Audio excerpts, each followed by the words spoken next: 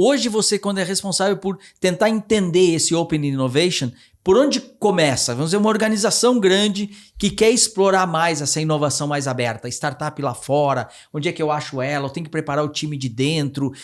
Quais são as dicas, talvez, para que a gente tenha mais chance de sucesso em iniciativas de inovação aberta, de Open Innovation? É uma ótima pergunta, assim.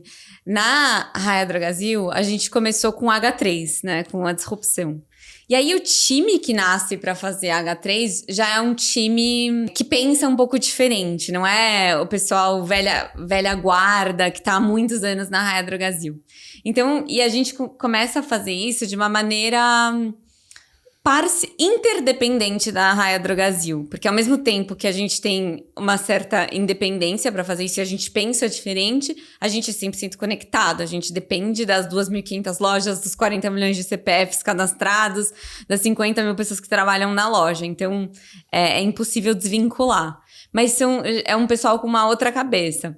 Quando a gente começa a fazer isso se consolida meio fora, meio dentro da Raia Drogasil e a gente entende que tem que colocar isso para dentro, a primeira coisa que a gente começa a olhar é para a cultura da organização.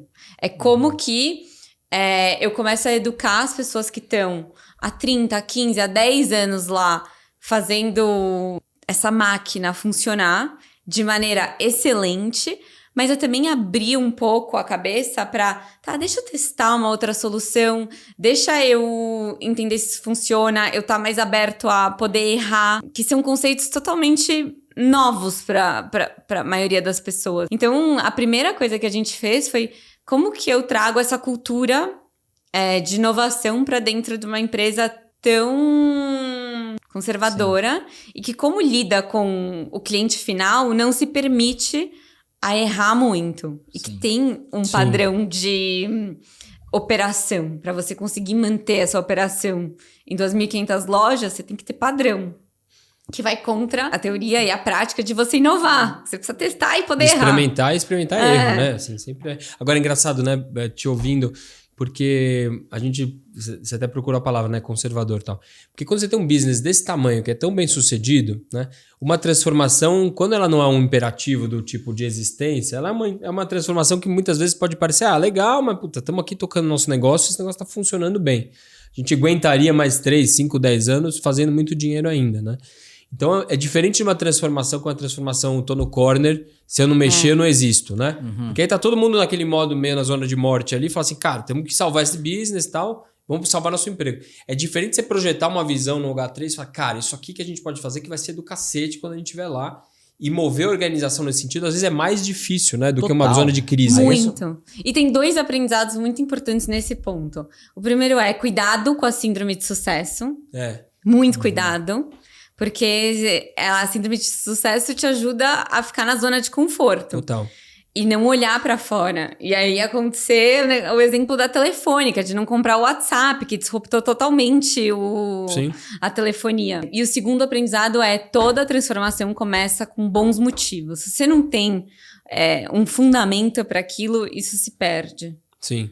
É difícil remover as pessoas, né? Porque quando você tá numa coisa de construir o desconhecido, e tem gente que é muito boa em coisas que são 10, 15, 20 anos feitas, e se construíram como carreira naquela posição, quando você projeta uma coisa que ainda é uma hipótese, essas pessoas também se sentem ameaçadas, né? Porque, puxa, o negócio tá indo para um lugar que vai exigir competências ou conhecimentos que eu não tenho, né?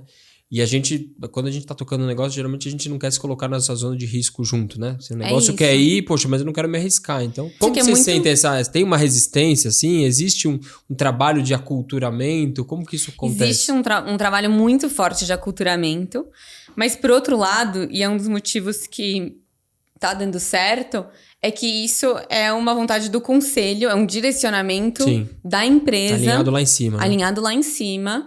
Que começa pelo conselho, desce para o CEO, para os VPs, para os diretores, e aí a gente vai cascateando isso. Sim. Acho que sem isso seria impossível fazer isso acontecer. E aí, o fato de ser uma empresa de dono também muda tudo, porque eles estão preocupados não em dar o resultado do próximo trimestre, mas em perpetuar a empresa. Total. Legal. Tem tudo a ver com esse, né, o que a gente fala de perpetuidade, a dor da perpetuidade, assim, porque não é simples. Conversa demais. Você falou sucesso, eu tendo a concordar.